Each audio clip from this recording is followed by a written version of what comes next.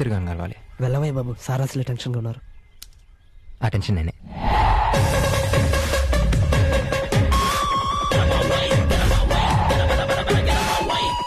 ఇదిగోండి సార్, మీరు పోగొట్టుకున్న 10 కోట్లు నేనే కొట్టేశాను సార్. తీసుకోండి, కూర్చోండి సార్.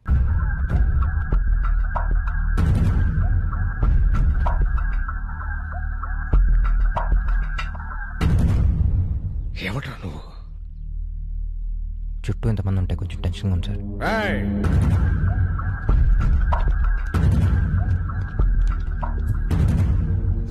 బీమిల్ రోడ్ లో 100 ఎకరాలు కబ్జా చేసిన బులిబాబు తాలూకా, అవి కాదు సార్. హైవే టెండర్ వేసేయడం లేపేసిన కనకరాజు తాలూకా, లేదు sir. Iron ore importer Raghuram తాలూకా. సార్ సార్ సార్ నాకంత సీన్ లేదు సార్. నేను ఒక మామూలు middle class government employee Narayanamurthy గారు అబ్బాయిని సార్. ఇక మీరు బయలుదేరచ్చు. సార్ ఇక్కడ నా గురించి మీకు కొంచెం చెప్పాలి సార్. సార్ జనరల్గా నానంటే ప్రతి కొడుక్కి ఇష్టం ఉంటుంది, ప్రేమ ఉంటుంది, భయం ఉంటుంది. కానీ నాకు మాత్రం మా నానంటే పిచ్చ సార్. ఎంత పిచ్చ అంటే మా నాన్నని కాపాడాడని ఓ రౌడీ షీటర్తో ఫ్రెండ్షిప్ చేశాను సార్. మీవాడే సార్, గజ.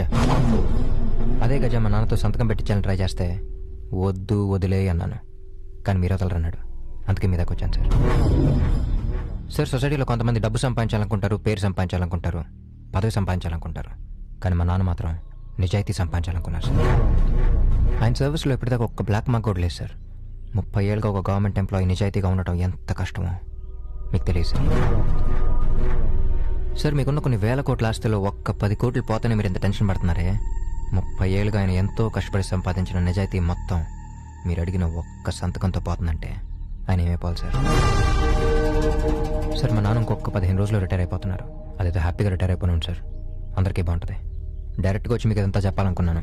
కానీ అలాంటి ఒక మిడిల్ క్లాస్ రోడ్కి మీలాంటి ఒక మినిస్టర్తో అపాయింట్మెంట్ దొరకటం ఎంత కష్టమో మీకు తెలుసు. అందుకే ఇదంతా చేయాల్సి వచ్చింది. అర్థం చేసుకోండి సార్.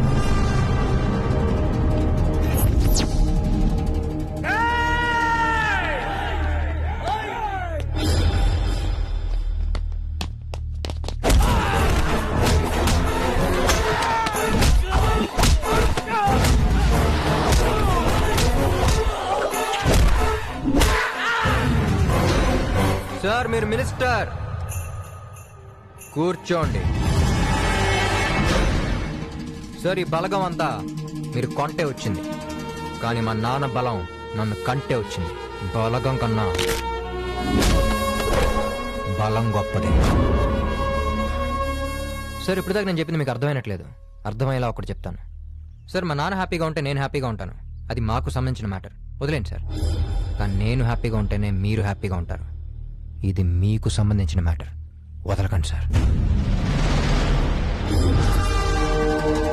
ఎట్టి పరిస్థితుల్లో సూరిగాడి విషయం మినిస్టర్ కి తెలియకూడదు, అర్థమైందా? అన్నా ఆ సూరిగాడు మినిస్టర్ గారికి వార్నింగ్ ఇచ్చాడంటనా? వాడు మినిస్టర్ కి వార్నింగ్ ఇవ్వడమేంట్రా? అన్నా సూరిగాడు వచ్చాడే. వాడు ఇక్కడికి ఎందుకు వచ్చాడ్రా? నేను లేను.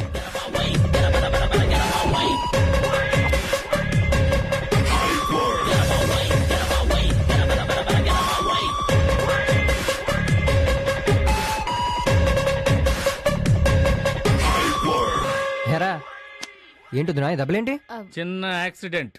చూస్తే యాక్సిడెంట్ లా లేదు, ఏదో ఇన్సిడెంట్ లా ఉంది. సర్లేగా నాన్న అక్కడ అన్న ఇంట్లో లేడు. లేడని నువ్వు అంత నొక్కి చెప్తున్నావు అంటే ఖచ్చితంగా ఇంట్లోనే ఉంటాడు. అన్నా ఎక్కువ చేశానేంట్రా? వీడికి సీన్ లేదు. ఏంటన్నా చిన్నపిల్లల ఆటలు? ఆటలేంటి ఆటలు? నీకు నాకు సంబంధమే లేదు.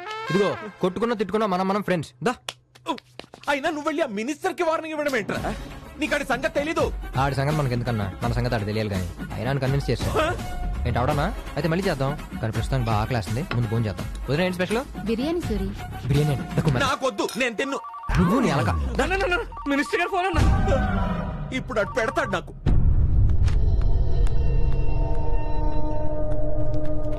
అన్నా అన్నా అన్నా అన్నా నమస్తే అన్న. అన్న నాకు ఆ సూరిగాడికి ఎలాంటి సంబంధం లేదన్న, మదర్ ప్రామిస్.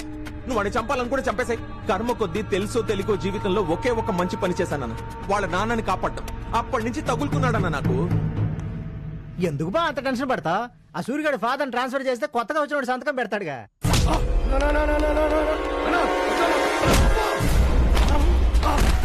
తెలీదా?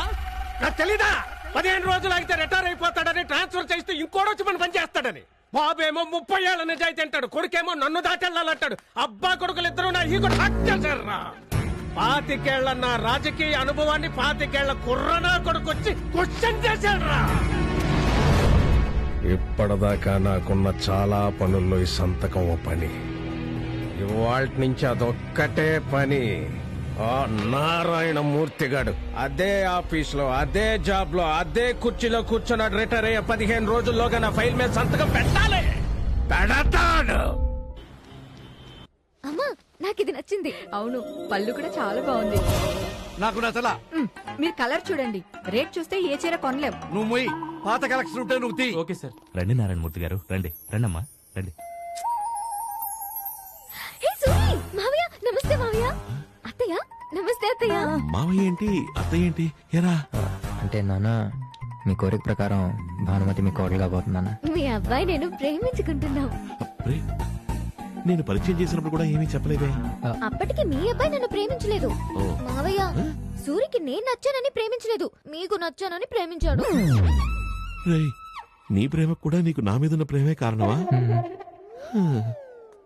ఆశీర్వదించండి మావయ్య, ఆశీర్వదించండి అత్తయ్య. పర్లేదులేమ్మా, ఎవరింటి కోడలువో అవుతావు అనుకున్నావు, మా ఇంటి కోడలు అవుతున్నావు, సంతోషం. Excuse me, she my daughter.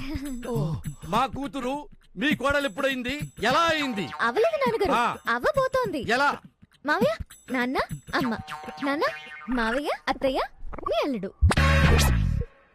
General గా కూతురు పెళ్లి చూపులు తండ్రి అరేంజ్ చేస్తాడు. హిస్టరీలో ఫస్ట్ ఆఫ్ ఇట్స్ కైండ్. కూతురు తన పెళ్లి చూపులు తండ్రికి అరేంజ్ చేస్తుంది. ఈ విషయం నీతో మాట్లాడాలి, నాతో రా. ఏం జరుగుతుందో ఇక్కడ? చెప్పాను కదా నాన్న, నా రిమోట్ నేనే ఆపరేట్ చేసుకుంటున్నాను. నాన్న, మన కోసం మనం బతకడం మీ దగ్గర నేర్చుకున్నాను. అందరి కోసం బతకడం సూర్య నేర్పాడు. తన్ని దూరం నుంచి చూసినప్పుడు తనలా బతకాలనిపించింది, దగ్గరగా చూశాక తనతోనే బతకాలనిపించింది. నాన్న, లైఫ్ అంటే సంపాదించడం మాత్రమే కాదు, ఇవ్వడం, నవ్వడం అని సూర్య నేర్పించాడు. నేను తన్నే పెళ్లి చేసుకుంటున్నాను.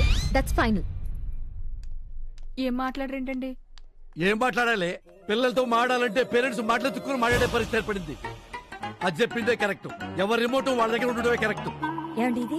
ఇది బాగుంది. నాకేం తీసుకుంటున్నారు? నీకేం కావాలో తీసుకోమ్మా. ఏమండి, ప్రియాంకకి ఇది బాగుంటుంది కదా? బాగుంది. రే చెల్లేదురా. 3 నెలల నుంచి ప్రపోజ్ చేస్తుంటే పట్టించుకోవేంటి? ప్లీజ్ ప్రియాంక. మా అన్నయ్యకి తెలిస్తే నేను బాగా పట్టించుకుంటాడు. ప్రియాంక. మీ నాన్నెవరో? సార్, మీ నాన్నెవరో? So friends, today we are going to discuss about our new project. Sir, మీతో 5 నిమిషాలు మాట్లాడాలి. Sorry, I'm in a meeting. Sir, ఈ మీటింగ్ అంటే మీకు మీ అబ్బాయి భవిష్యత్ ఇంపార్టెంట్ అన్న ఫీలింగ్. సార్, మీ అబ్బాయి 3 నెలలుగా ఒక అమ్మాయిని లవ్ చేస్తున్నాడు. ఈ విషయం మీకు తెలిసి ఉండకపోవచ్చు. జరగని పెళ్లికి మీ అబ్బాయి ప్రేమించడం కరెక్ట్ కాదు సార్. దీనివల్ల అమ్మాయి చాలా ఎఫెక్ట్ అవుద్ది. ఒకవేళ పెద్ద మనసుతో మీరు మీ కొడుకు ప్రేమను అర్థం చేసుకుని పెళ్లి చేద్దాం అనుకున్నా, ఆ అమ్మాయి వాళ్ళ ఫాదర్ ఒక సీదా సాదా గవర్నమెంట్ ఎంప్లాయీ. ఆయనకు వచ్చి 40,000 జీతంతోనే నెలంతా గడపాలి. ప్రేమలో ఉన్నాడు కాబట్టి ఇలాంటి ప్రాక్టికల్ ఇష్యూస్ మీ కొడుకు చెప్పిన అర్థం కావు సార్. అందుకే డైరెక్ట్గా మీ దగ్గరకు వచ్చాను. ఇదంతా నేను మీకు ఎందుకు చెప్తున్నానంటే, మీ వాడు ప్రేమించిన అమ్మాయి నా చెల్లెలు, ఆ సాధారణమైన గవర్నమెంట్ ఎంప్లాయీ నారాయణమూర్తి గారు, మా నాన్నగారు. కోట్లు ఆస్తున్న మీకు నాన్న తప్ప వేరే ఆస్తి లేని మాకు సరిపోవచ్చు సార్.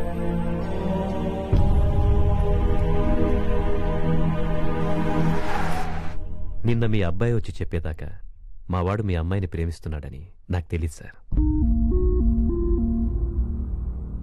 మీ గురించి విన్నాను. మీ అబ్బాయిలో మీ పెంపకం చూశాను. తాహతు సంపాదనలో కాదు, సంస్కారంలో ఉంటుందని నమ్మేవాడిని నేను. డబ్బుకే విలువిచ్చే ఈ రోజుల్లో విలువలకే విలువిచ్చే మీలాంటి వ్యక్తితో బంధుత్వం కలుపుకోవాలని వచ్చాం. మీరు ఒప్పుకుంటే. మీ మాటలు మీ మంచితనాన్ని, ఓ మెట్టు దిగి మా సంబంధం కోసం రావడంలో మీ గొప్పతనాన్ని చెప్తున్నాయి. కానీ ఆడపిల్ల తండ్రిని కదా, ఇంట్లో అందరం కలిసి ఆలోచించుకోవడానికి కొంచెం టైం ఇవ్వండి. మీ పిలుపు కోసం వెయిట్ చేస్తాం.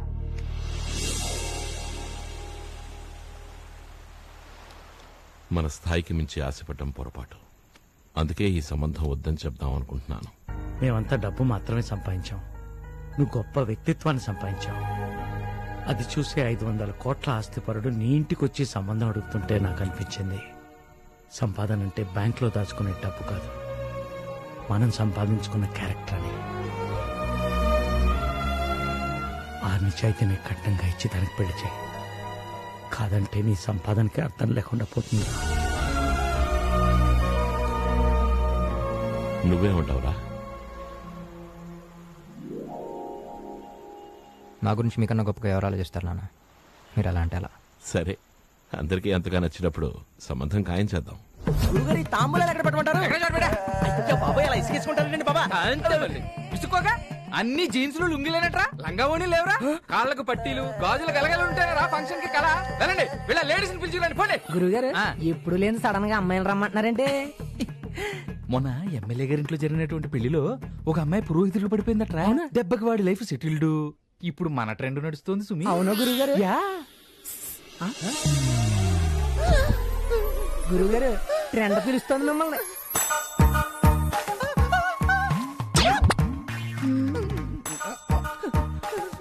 చెమట్లు పడుతున్నాయేంటి? ఫస్ట్ టైం కదా. నాకు కూడా ఫస్ట్ టైమే. ఏంటిది లగ్న పత్రిక ఇవ్వడానికి పక్క వెళ్ళాలా? ఎవడెవడికి ఇస్తే అలాంటి కదా. అలా పంపిస్తే మిమ్మల్ని ఇంత దగ్గరగా చూడడం కుదరదు కదా. పంతులు గారు లగ్న పత్రిక చదవండి. ఇదిగో వస్తున్నా. స్వస్తి స్త్రీ చాంద్రమాన దుర్ముఖి నామ సంవత్సరం ఉత్తరాయణ శుక్ల పంచమి శుక్రవారం అక్టోబర్ 9, 2016 పుష్యమి నక్షత్ర పుష్కరాంశునందు ఉదయం 5:40 నిమిషాలకి వరుడు సూర్యనారాయణకు. చూసావుట్రా మన వాగ్దాటికి అందరూ ఎలా కంగుతున్నారు. చిరంజీవి లక్ష్మీ సౌభాగ్యవతి రావిపూడి భానుమతికి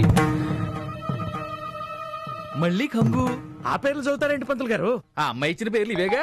ఏ అమ్మాయి? అదే ఆ అమ్మాయి 5 అడుగుల రంగులాలు ఉంటుంది, తెల్లగా నవనవలాడుతూ.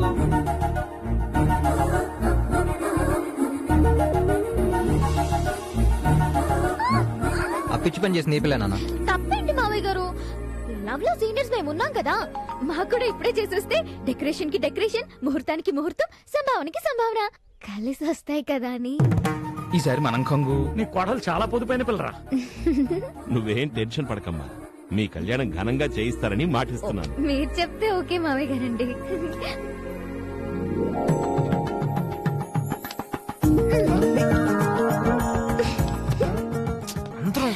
పంతులు తాంబూలాలు ముహూర్తాలతో పని లేకుండా మన ఎంగేజ్మెంట్ ఇప్పుడే ఇక్కడే జరిగిపోద్ది.